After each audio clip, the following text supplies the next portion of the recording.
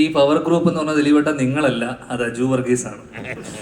നിങ്ങൾ ഈ power group വെച്ചിട്ട് അവിടെ ഇരുന്നു, അത് അജു വർഗീസ് ആണെന്നുള്ളത് മനസ്സിലാക്കുക. പിന്നെ ഞാനോട് വളരെ സൂക്ഷിച്ച് സംസാരിക്കണം. ഞാൻ ഇടയ്ക്ക് പറയാടേ, നീ ഇതൊന്നും ഇങ്ങും പോയി പറയില്ലടാ. നമസ്കാരം. മിസ്റ്റർ സ്റ്റീഫൻ ഫോൺ കിട്ടി. ആദ്യം തന്നെ എൻ്റെ ഏറ്റവും പ്രിയപ്പെട്ട മാധ്യമ സുഹൃത്തുക്കൾക്ക് സ്വാഗതം. ഈ സിനിമയെ കുറിച്ച് പറയുമ്പോൾ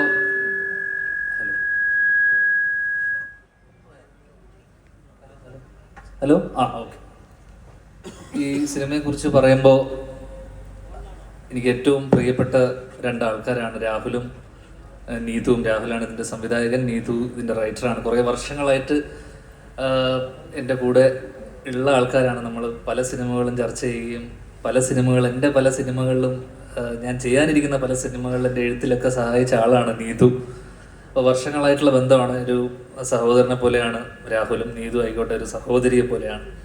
അപ്പോൾ അവരുടെ ആദ്യത്തെ സിനിമ എന്ന് പറയുമ്പോൾ എനിക്ക് വളരെ വളരെ വളരെ പ്രിയപ്പെട്ടതാണ്.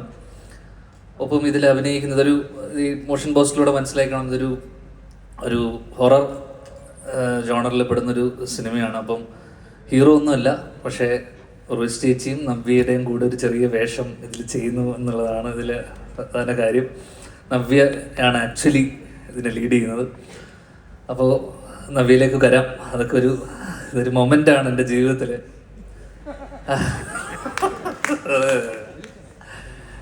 അപ്പോൾ ഇത് ഗഫൂർക്ക ഇതിൻ്റെ പ്രൊഡ്യൂസറാണ്, കോ പ്രൊഡ്യൂസേഴ്സ് ആയിട്ടുള്ള ആൾക്കാർ. ഇവരൊക്കെ വർഷങ്ങളായിട്ടുള്ള ബന്ധവും പരിചയമാണ്. അപ്പോൾ എന്തായാലും കാസ്റ്റിൽ ഉൾപ്പെടുന്ന ആൾക്കാരൊക്കെ ബാക്കി നവ്യ കഴിഞ്ഞു കഴിഞ്ഞാൽ ഉർവശി ചേച്ചി, റോണി ചേട്ടൻ, ഇവിടെ എത്തിച്ചേരാൻ പറ്റാത്ത സിദ്ധാർത്ഥ് വരദൻ, മധുചേട്ടൻ, വിഷ്ണു, അങ്ങനെ വേറെ ആരെയും മിസ് ചെയ്തു പോയോ?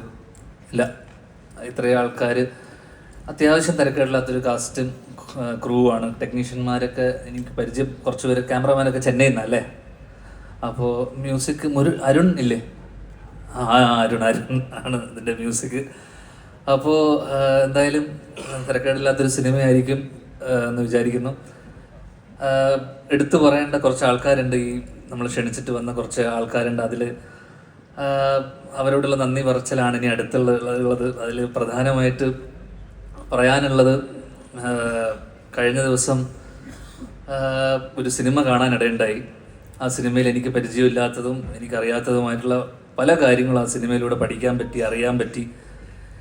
എൻ്റെ ദുഃഖത്തിലും സന്തോഷത്തിലൊക്കെ പങ്കുചേർന്ന വർഷങ്ങളായിട്ട് കൂടെയുള്ള ഒരാളാണ്.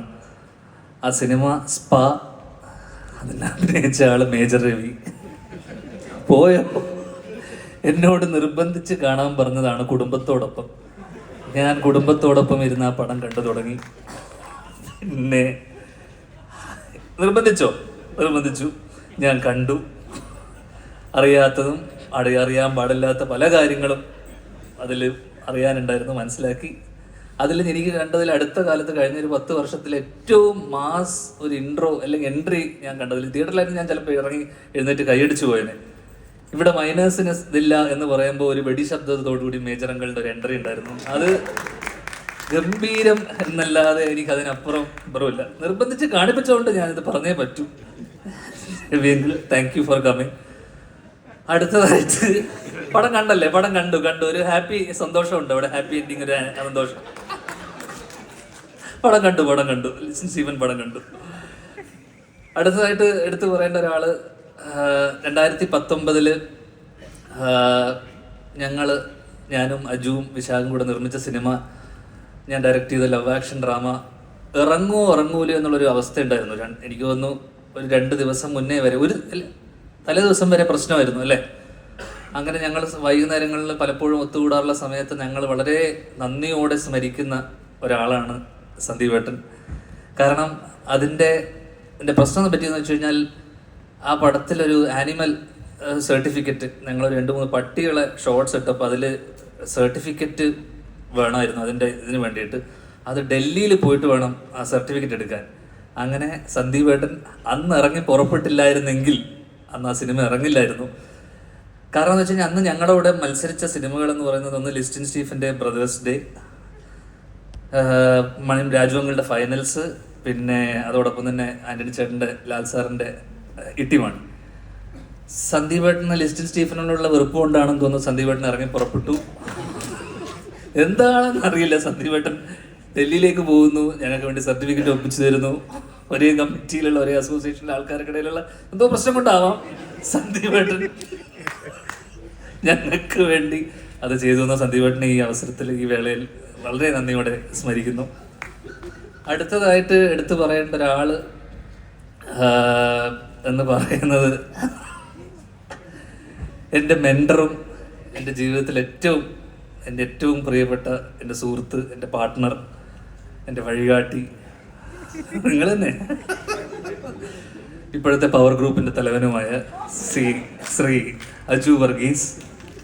ഒരുപാട് കാര്യങ്ങൾ പറയണം. അതിൽ പ്രധാനമായിട്ടുള്ള കാര്യം, ഞാൻ കഴിഞ്ഞ ഒരു 2 മാസം പിന്നെ ഈയിടെയായിട്ട് സിനിമ കുറച്ച് കുറയ്ക്കുകയും സ്റ്റേജ് ഷോയിലാണ് ഫോക്കസ് ചെയ്യുന്നത്. സ്റ്റേജ് ഷോ, പരസ്യം, അങ്ങനെയുള്ള പരിപാടികൾ. അങ്ങനെ സ്റ്റേജ് ഷോയിൽ വേണ്ടിയിട്ട് ഞാൻ ഓസ്ട്രേലിയയിലിരിക്കെ എനിക്കൊരു ഫോൺ കോൾ വരുന്നു. അതിനിടക്ക് തന്നെ എന്നെ വിളിച്ചിട്ട് ഇങ്ങനെ കുറച്ച് കാര്യങ്ങൾ പറയാറുണ്ടായിരുന്നു. അപ്പോൾ എന്നോട് പറഞ്ഞു വിജയ്, തമിഴ്നാടൻ വിജയ് CM ആയപ്പോൾ ഞാൻ തീരുമാനിച്ചു അടുത്തൊരു 15 വർഷത്തിലേക്ക് CM ആവാം എന്നുള്ളൊരു തീരുമാനം എടുത്തിരിക്കുകയാണ്. എന്നെ അജു വിളിച്ച് പറയുന്നത്, നീ ആദ്യം CM ആവണ്ട, അതിനു മുന്നേ ഇതൊക്കെ പറഞ്ഞതല്ലേ, നീ CM ആവണ്ട, അതിനു മുന്നേ അതിൻ്റെ ഒരു ബേബി സ്റ്റെപ്പ് എന്നുള്ള രീതിയിൽ ആദ്യം അമ്മയുടെ പ്രസിഡന്റ് ആവാം നമുക്ക്.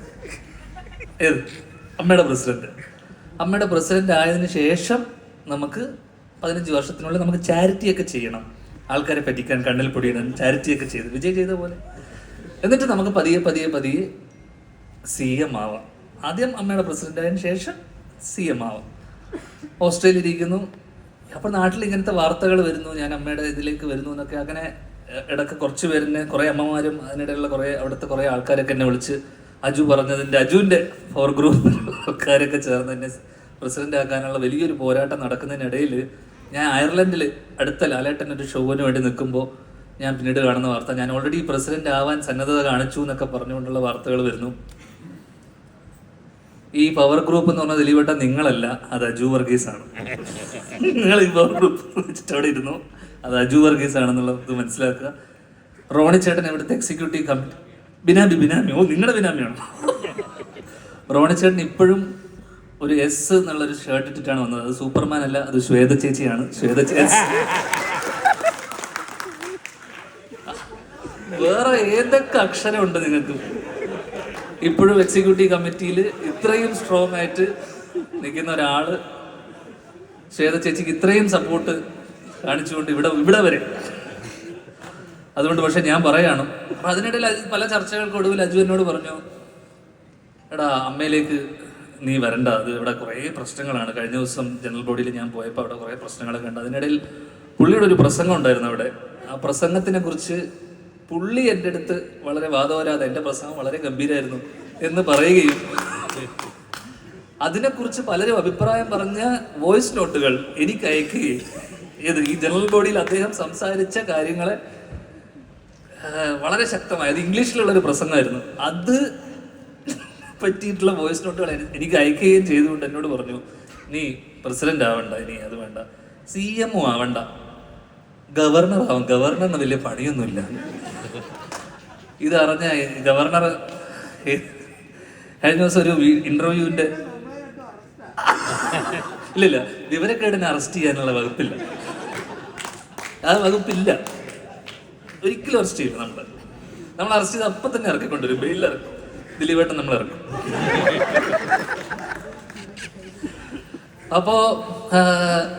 അപ്പൊ ഞാൻ ഇപ്പൊ ഇവിടെ പറയാൻ വിചാരിച്ച സാധനം എന്ന് വെച്ചാൽ, ഒരിക്കലും അതിനിടയിൽ എൻ്റെ അമ്മ എന്നോട് പറഞ്ഞു, മോനെ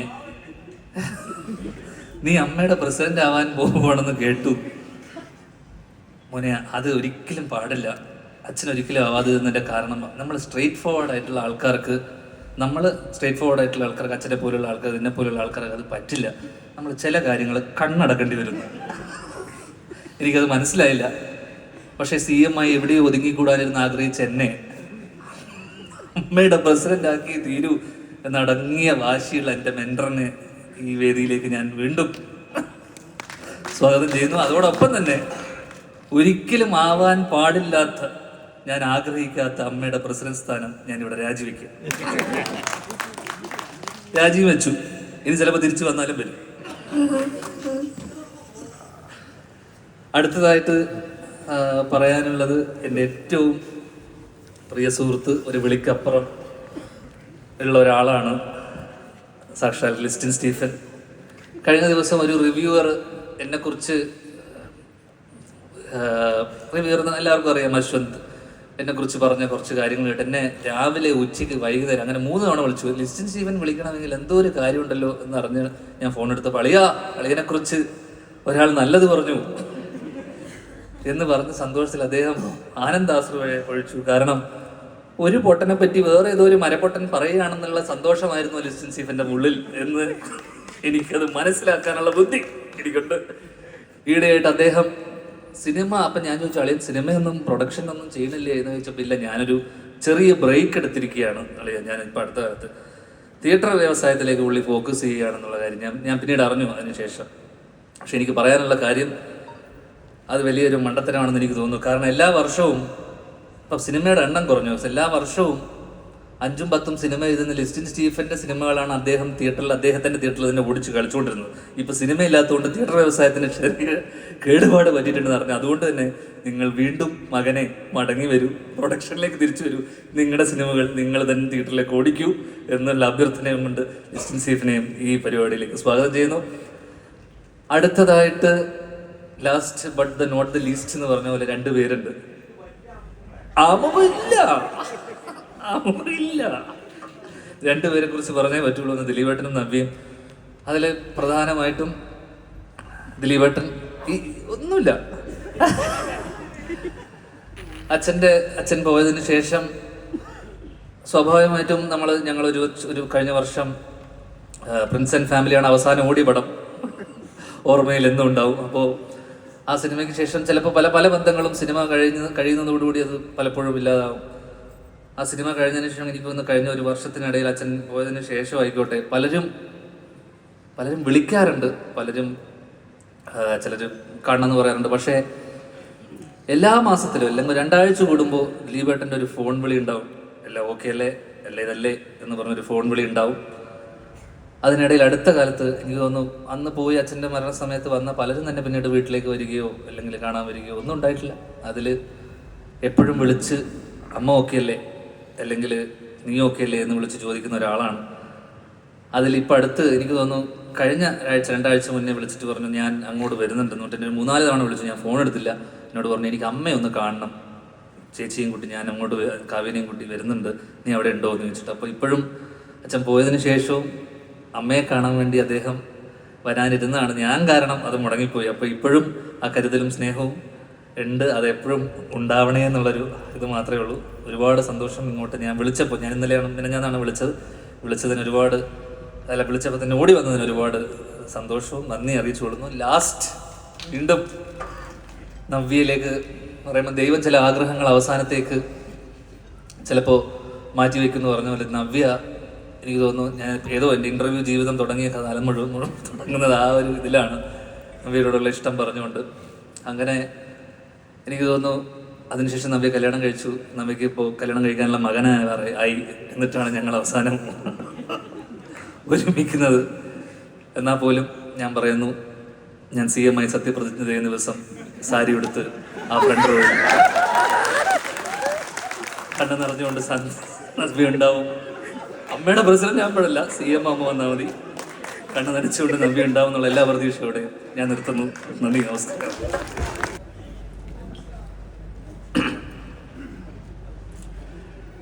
എല്ലാവർക്കും നമസ്കാരം. വലിയ സന്തോഷമുണ്ട്. പ്രത്യേകിച്ച് രാവിലെ തന്നെ മനസ്സറിഞ്ഞ് ചിരിക്കാൻ പറ്റിയില്ല. ഞാൻ കഴിഞ്ഞ ദിവസം വിളിച്ചാണ് പറഞ്ഞത്, ഇങ്ങനെ എൻ്റെ ഒരു പടത്തിൻ്റെ പൂജയുണ്ട്, റോയി ചേച്ചിയുണ്ട്, നവ്യയുണ്ട്, പിന്നെ മറ്റുള്ള വേറെ ഒരുപാട് ആർട്ടിസ്റ്റുകളൊക്കെ ഉണ്ട്, ചേട്ടനൊന്ന് വരണം. ധ്യാൻ എന്ന് പറയുന്നത് ഞാൻ എനിക്കോ വിനീതിനെ ധ്യാനൊക്കെ ചെറുപ്പകാലം മുതൽ കണ്ടുകൊണ്ടിരിക്കുന്നതാണ്. കാരണം ഞാൻ ഏറ്റവും സ്നേഹിക്കുന്ന ആരാധിക്കുന്ന ശ്രീനേട്ടൻ്റെ മക്കൾ, കാരണം ഞാൻ അസിസ്റ്റന്റ് ഡയറക്ടറായിട്ട് വർക്ക് ചെയ്യുന്ന കാലം മുതൽ ശ്രീനേട്ടനായിട്ട് നല്ല ബന്ധത്തിലായിരുന്നു. എനിക്ക് ഫീൽ ചെയ്തിട്ടുള്ളത്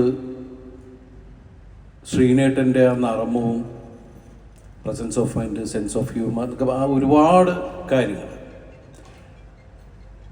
ധ്യാനെ ഞാൻ കാണുന്ന പുതുതലമുറയിലെ ഏറ്റവും മിടുക്കനായിട്ടുള്ള ഒരു കലാകാരൻ, എഴുത്തുകാരൻ, സംവിധായകൻ, ഇനി മുന്നിലേക്ക് നിർമ്മാതാവ്, വിതരണക്കാരൻ, അങ്ങനെ ഒരുപാട് മേഖലകളിലേക്ക് ധ്യാൻ വന്നേക്കാം. ഇന്നിവിടെ ആരെയും നോക്കാതെ, മുഖം നോക്കാതെ തൻ്റെ നിലപാടിൽ ഉറച്ച് വളരെ സരസമായി സംസാരിക്കുന്ന ധ്യാനിന് എല്ലാവിധ ആശംസകളും നേരുന്നു. അല്ല, എന്നെ ഏറ്റവും കൂടുതൽ ഞാൻ എല്ലാവരോടും പറയാനുണ്ട്, ഞാൻ കണ്ടതിൽ ഏറ്റവും എടുക്കാനായിട്ടുള്ള ബുദ്ധിമാനായ നല്ല സരസ്. പിന്നെ ധ്യാനോട് വളരെ സൂക്ഷിച്ച് സംസാരിക്കണം. ഞാൻ ഇടയ്ക്ക് പറയാടേ, നീ ഇതൊന്നും ഇങ്ങും പോയി പറയില്ലടാ. കാരണം നമ്മൾ ഉള്ളു തുറന്ന് സംസാരിക്കാൻ പറ്റുന്ന ഒരാളാണ്. പക്ഷെ എന്ത് പറയുമ്പോഴും അതിൽ നർമ്മമുണ്ടെങ്കിൽ അത് വേറെ ആൾക്കാർ അറിഞ്ഞിരിക്കും, അല്ലേ? എന്തായാലും വലിയ സന്തോഷമുണ്ട് ഇന്ന് ഈ വേദിയിൽ നിൽക്കാൻ സാധിച്ചതിൽ, ഈ ഫംഗ്ഷനിൽ പങ്കെടുക്കാൻ സാധിച്ചതിൽ. അതുപോലെ എനിക്ക് ഏറ്റവും പ്രിയപ്പെട്ട നായികയാണ് ഉർവശി ചേച്ചി. ഞാൻ മലയാള സിനിമയിൽ അല്ലെങ്കിൽ സിനിമ ലോകത്ത് വന്നിട്ട് ആദ്യമായിട്ട് അസിസ്റ്റന്റ് ഡയറക്ടറായിട്ടിരിക്കുന്ന സമയത്ത് ആദ്യമായിട്ട് ഞാൻ ക്ലാപ്പ് അടിക്കുന്നത് ഉർവശി ചേച്ചിയുടെയും ലാലേട്ടൻ്റെ മുമ്പിലാണ്. അതിനുശേഷം ഉർവശി ചേച്ചിയുടെ കൂടെ ഒരിക്കലും ചിന്തിച്ചിട്ടില്ല ഉർവശി ചേച്ചിയുടെ പേരായിട്ട് അങ്ങനെ ഒരു കഥാപാത്രമായ മീൻസ് അങ്ങനെ ഒരു സിനിമ ചെയ്യാമെന്നൊന്നും. കേശു ഈ വീടിൻ്റെ നാഥൻ എന്ന സിനിമയിൽ ഉർവശി ചേച്ചിയുടെ ഭർത്താവായിട്ട് അഭിനയിക്കാനൊക്കെ സാധിച്ചു. കാരണം ഞങ്ങളുടെ എല്ലാം ഒരു വണ്ടർഫുൾ ആക്ട്രസ് എന്ന് പറയുന്നത് എടുത്തു പറയുന്ന ഒരാൾ തന്നെയാണ് ഉർവശി ചേച്ചി. ചേച്ചി ഇവിടെ നിന്ന് വന്നിട്ടില്ല. അതുപോലെ എനിക്ക് പ്രിയപ്പെട്ട ഒരു നായികയാണ് നവ്യ. ഞങ്ങൾ ഒരുമിച്ച് ഒരുപാട് സിനിമകൾ ചെയ്തിട്ടുണ്ട്. സിനിമകളെല്ലാം വലിയ വിജയങ്ങളായിട്ടുള്ള സിനിമകൾ തന്നെയാണ്. 100-150 ദിവസം കൂടിയ സിനിമകളായിരുന്നു. അപ്പം അവരൊക്കെ ഒരുമിക്കുന്ന ഈ സിനിമ വലിയൊരു വിജയമാവട്ടെ.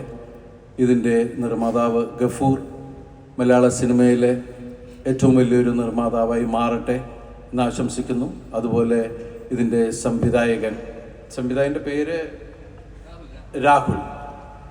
രാഹുൽ മുരളീധരൻ അല്ലേ? അദ്ദേഹത്തിനും എല്ലാവിധ ആശംസകൾ നേരുന്നു. നീതു പുതിയ പുതിയ സിനിമകൾ ഉണ്ടാവട്ടെ, നന്നായിട്ട് എഴുതാൻ സാധിക്കട്ടെ. എല്ലാവർക്കും, ഇവിടെ വന്നിരിക്കുന്ന എല്ലാവർക്കും എല്ലാ ഈശ്വരനും നന്മകളും നേരുന്നു. ഈ സിനിമയിൽ വർക്ക് ചെയ്യുന്ന എല്ലാവർക്കും all the best. Thank you so much. Love you all. Thank you.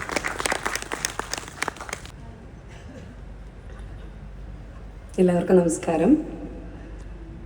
Visitor എന്ന സിനിമയിലൊരു ഭാഗമാകാൻ സാധിച്ചതിൽ വളരെ സന്തോഷം.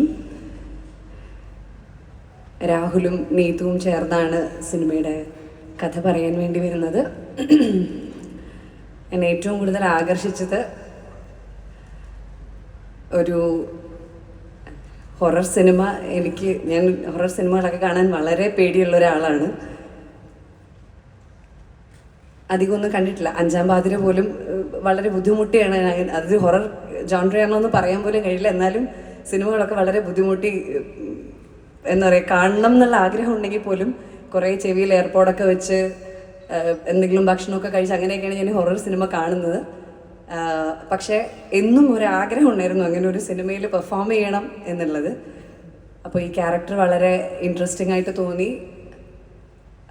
അപ്പം അങ്ങനൊരു ട്രയലാണ്. എനിക്ക് വളരെ ടഫായിട്ടുള്ളൊരു ക്യാരക്ടറാണ്. I will try my level best to do justice to it. And thank you, Gafurka, for taking an initiative to produce a movie like this with a lot of newcomers in it. And thank you so much, Diliveta, for being here.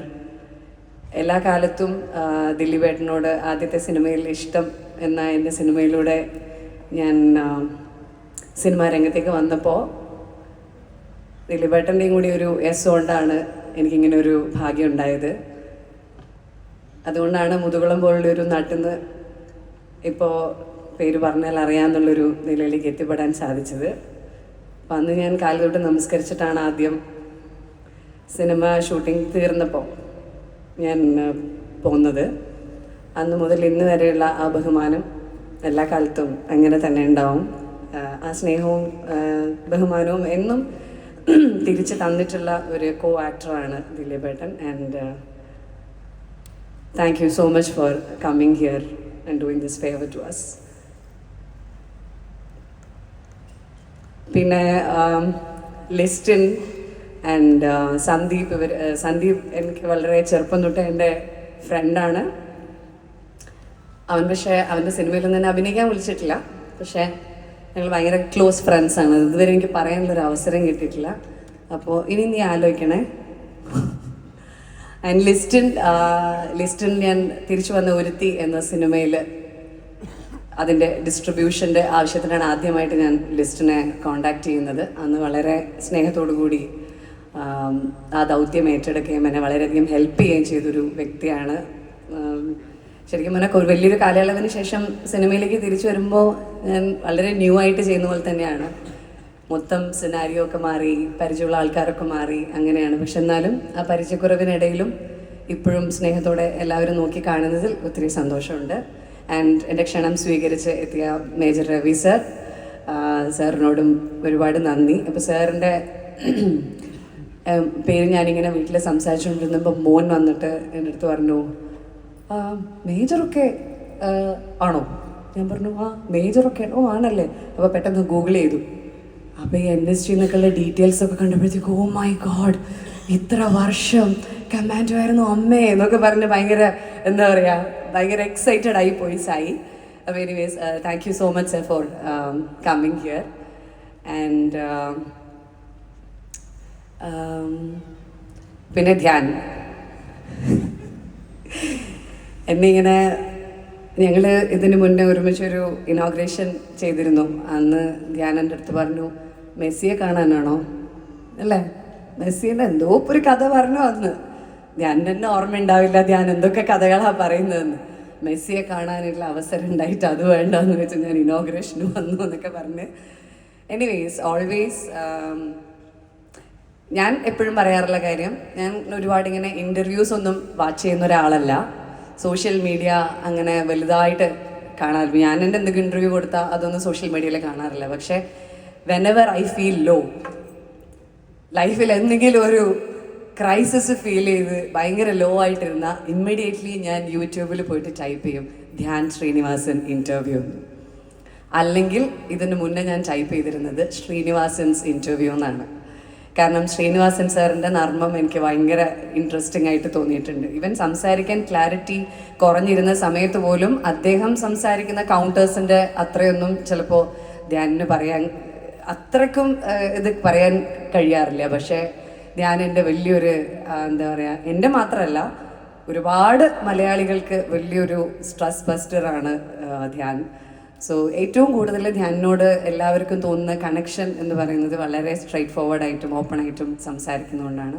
പക്ഷേ അങ്ങനെയുള്ള ധ്യാൻ ഇന്ന് പബ്ലിക്കായിട്ട് എന്നോടൊരു കാര്യം ചോദിച്ചിരിക്കുകയാണ്. അദ്ദേഹം CM ആകുമ്പോൾ പേടിക്കേണ്ട Dhyan CM ആകുമ്പോൾ ഞാൻ ഉദ്ദേശിക്കുന്ന പോലെ തന്നെ വെള്ളയിൽ പച്ച കളർ ബോർഡറുള്ള സാരി ഉടുത്ത് ഡയമണ്ട് നെക്ലസ് ഇട്ട് കണ്ണിൽ ഈറനണിഞ്ഞ് ധ്യാനിന് വേണ്ടി ജയ് വിളിക്കാൻ മുൻനിരയിൽ എനിക്കൊരു കസേര ഒഴിച്ചിട്ടുണ്ടാവില്ലേ ധ്യാൻ? ഇൻവിറ്റേഷനോടുകൂടി എനിക്ക് വരാൻ കഴിയുള്ളൂ. ധ്യാൻ എന്നെ മറക്കില്ല. അത്തരത്തിലൊരു നിലയിലെത്തി കഴിയുമ്പോഴും CM ആയി കഴിയുമ്പോഴും ധ്യാൻ ആ പാവാടക്കാരിയെ മറക്കില്ല എന്ന് ഞാൻ കരുതിക്കോട്ടെ ധ്യാൻ. ഓ അപ്പം എന്തായാലും അങ്ങനെ ധ്യാൻ CM ആകുന്ന ആ നല്ല ദിവസം ചാരിറ്റിയൊക്കെ ഒരുപാട് ചെയ്ത് CM ആകുന്ന ആ നല്ല നാളേക്ക് വേണ്ടി കാത്തിരുന്നുകൊണ്ട് നമുക്ക് തൽക്കാലം ഈ സിനിമയിൽ ഒന്നിച്ചഭിനയിച്ച് ചാരിറ്റി ചെയ്യുന്നതിനപ്പുറത്തേക്കുള്ള പൈസ ഗഫൂർക്കയ്ക്ക് വാങ്ങിക്കൊടുക്കാം എന്നുള്ള ശുഭാപ്തി വിശ്വാസത്തോടു കൂടി നിർത്തട്ടെ. നന്ദി, നമസ്കാരം, താങ്ക് യു.